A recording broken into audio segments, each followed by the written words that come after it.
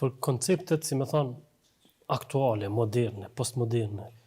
që kanë të bëjnë me atë që përshkruhet si njeri i suksesshëm, njeri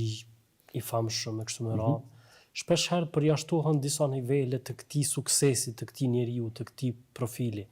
Për shembull, mundet me pas jetë të shturur, jetë në raport me familjen shumë të keqe, shumë të izoluar e kështu me radhë, mirë po është i famshëm edhe i suksesshëm në një aspekt. A është e rëndësishme në islam që të gjitha këto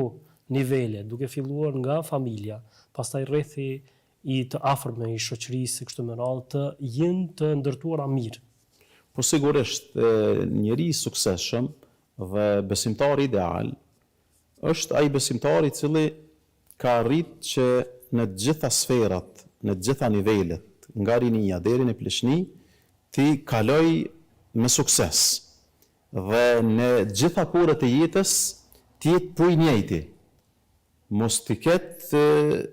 më shumë se një ftyrë, mos ketë më shumë se një personalitet. Pra, ti jetë i mirë me shokët e tij, ndërsa nuk është i mirë me familjen e tij. Ti jetë i mirë me familjen e tij, nuk është i mirë me vëllezërit e tij. Profeti Muhammed alayhis salam është shëmbëltyra më e mirë dhe ai gjatë gjithë periudhës së jetës së tij e ka vërtetuar dhe ne kemi edhe njeriu vetvetiu Zoti i Madhërisht i ka dhënë instinkt që të marr modelet e tjera dhe modeli më i mirë është profeti Muhammed alayhis salam që në çdo porë të jetës, edhe në raport me familjen, edhe kur ishte i varfër, edhe kur ishte i pasur, edhe kur ishte i ri, edhe kur ishte i vjetër, edhe në paqe, edhe në luftë, edhe kur e donin njerëzit, edhe kur armiqsonin, ishte person që merrej për model, sepse arritit që në çdo porë të jetës dhe në çdo periudhë të kaloj edhe sfidat më të rënda që i pati,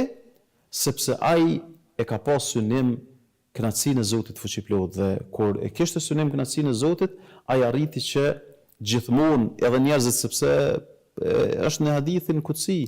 ku Zoti i thot melekut Xhibril, o Xhibril, unë dua filanin, andaj duaj edhe ti. Atëherë don meleku Xhibril atë njeri. Pastaj meleku Xhibril i urdhëron me lajket e qiellit që ta duan atë person. Pastaj Zoti i Madhërisht e zbret dashurinë e tij tek njerëzit. Pra ai njeri që ka lidhje në relacionin e tij me Zotin mirë, ai sigurisht që do t'i ketë edhe Zoti i Madhërisht do të jetë pranim tek tjerët, sepse ai ka pranuar